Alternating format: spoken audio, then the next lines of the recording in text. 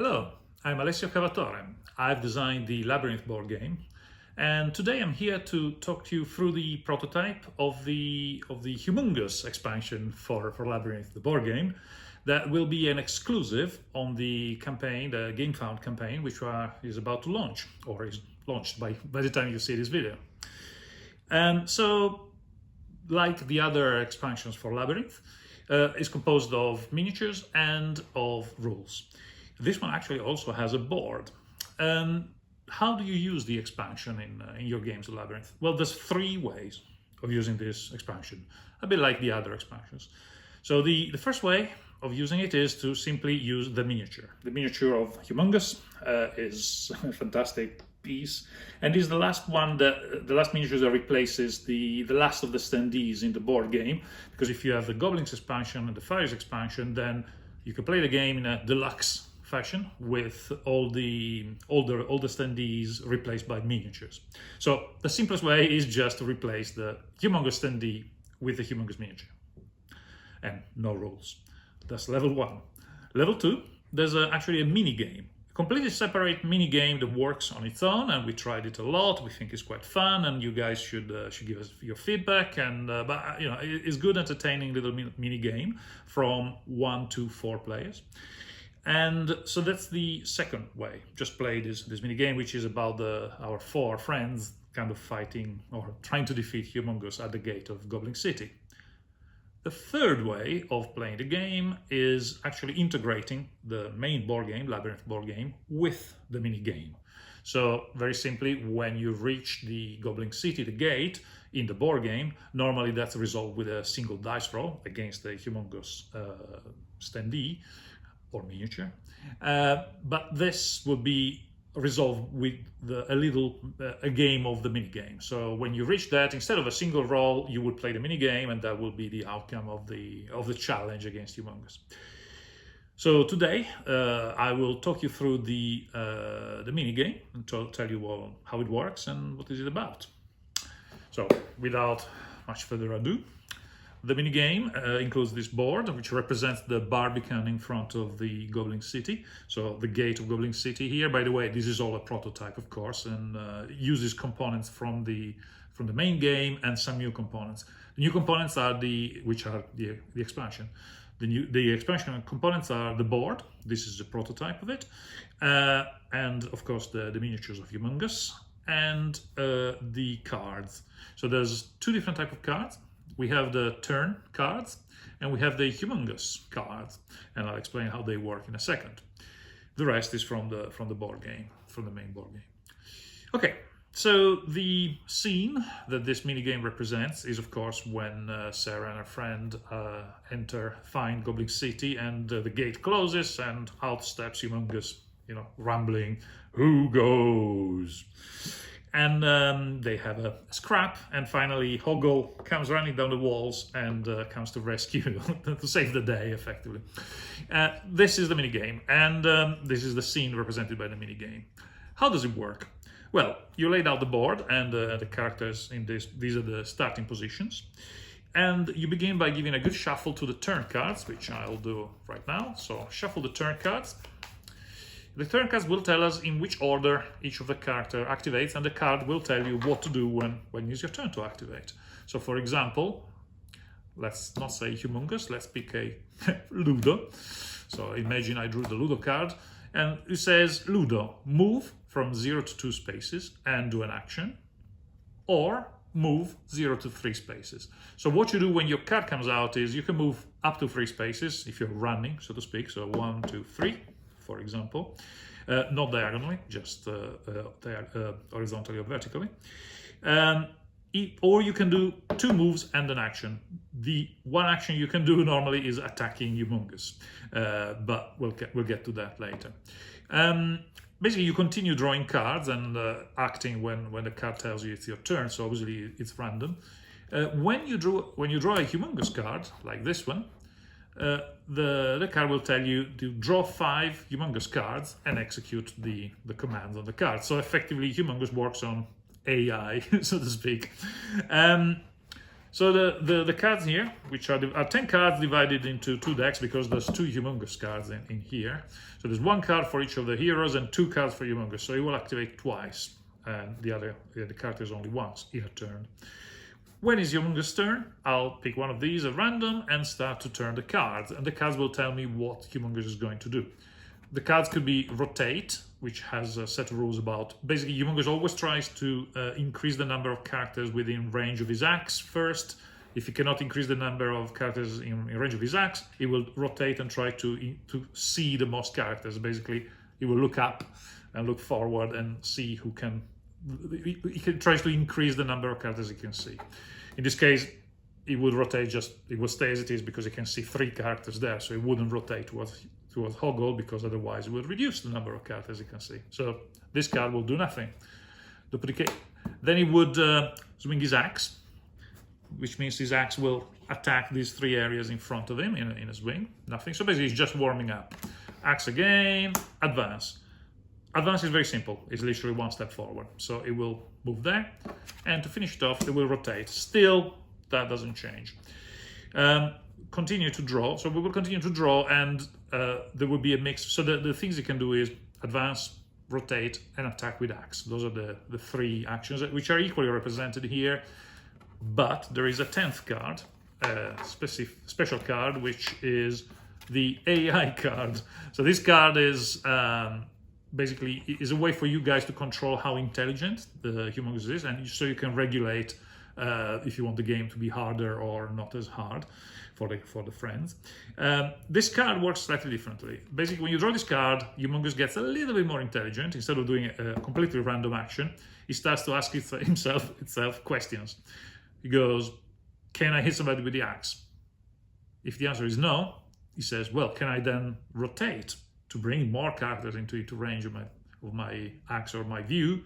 If the answer is no, then he will advance. So this makes him more reactive. And you guys can choose to only play a level 1 when this is simply an axe card, or play a level 2 when he goes axe or rotate, or play a level 3 when he becomes the most intelligent. We tended to balance this on playtest this on the maximum level of intelligence, so you can make it easier basically by making him less intelligent. And I keep saying him because actually it's not a construct, it's piloted by a goblin. You can see that the goblin, this miniature is great, and it was so good that actually we wanted to keep the feature and make it a part of the game. So Humongus attacks here, and Humongus has 1 weak spot. So behind the miniature, in this 1 square behind it, that's where you can attack him from.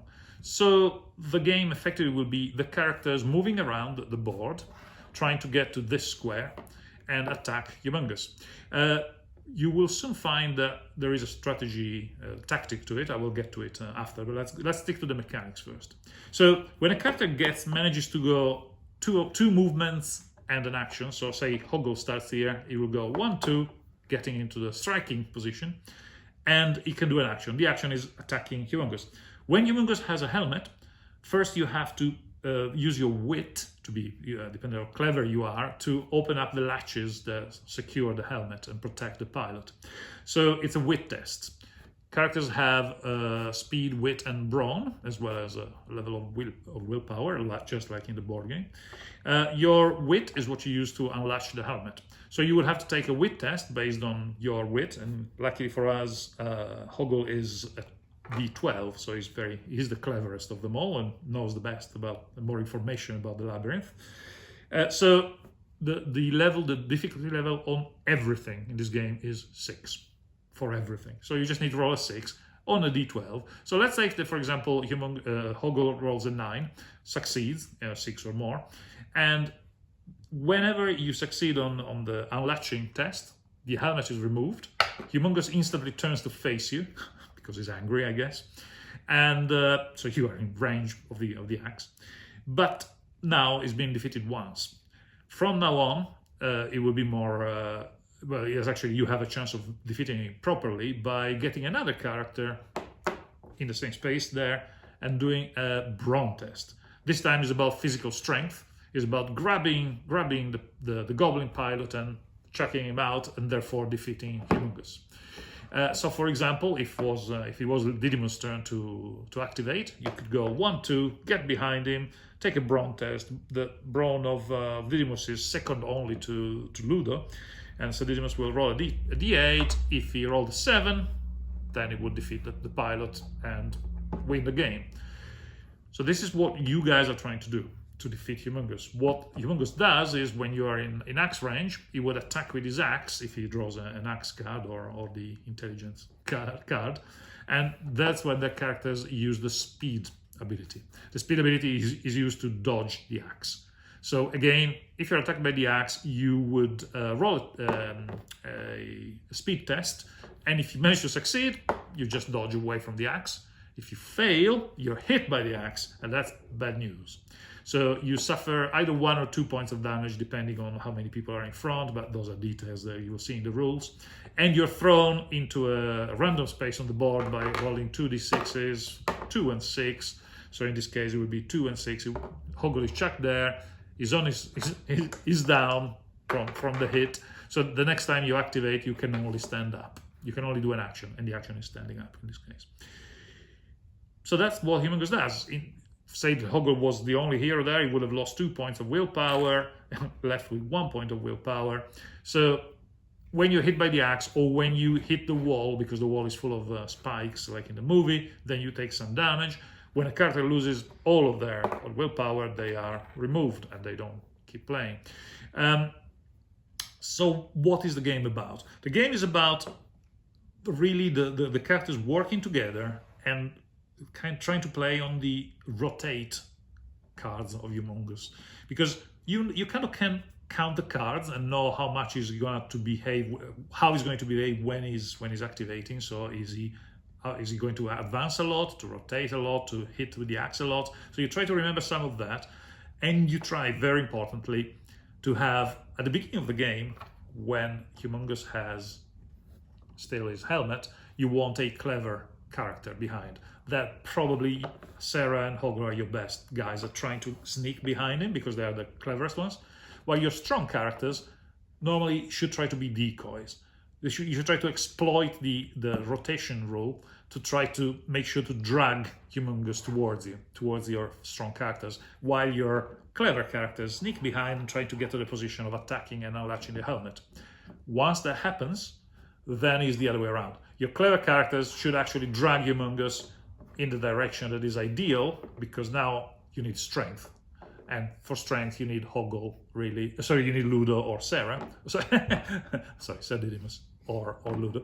And you need them they are the strongest ones. They have to try to get behind the Humongus, while they try to kind of wave at Humongus and make him go towards them. That's the tactics. Sometimes it works, sometimes it doesn't. We are aiming to playtest this to a 60% victory for the good guys, to a 40%, because it's a cooperative game. So we like the good guys to win a little bit more than they lose, and our playtesting is going that direction. We got it quite fine-tuned now to be more or less that. But it would be interesting to see, if you guys try it, and let us know what you think.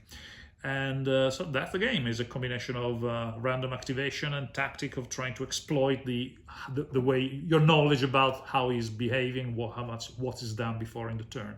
When the turn is over, of course, you shuffle the cards and start another turn when everybody's activated. Oh, and if you were wondering what this card over here is, this is the Heroic Effort card. So this card is put in when, if Humongus is winning big time and is basically managed to eliminate 3 of the friends. Of course, eliminate in the sense of knocking them out. Clearly, this axe is very blunt. But if Humongus is left on a one-on-one against a character with 2 activation cards in the deck, we found that was too much. It basically was really very little chance of the character surviving, because he would activate twice to 1 activation of the character. So what we've done is, when you have all is left is 2 Humongus card and a character card, then you would put the Heroic Effort, because obviously the character knows he's the last hope for his friends. So you put that card in, and this time he activates twice, so it becomes at least he has a chance of winning the game. And that's why you shuffle the card in. That's it. That's the Humongus mini game. I hope you enjoyed it. We do enjoy playtesting it a lot, and we hope that you guys will find it as fun as we think it is. And let us know, of course, in the comments, and give us feedback, because we value your feedback and see where we can make it even better. Thank you, guys.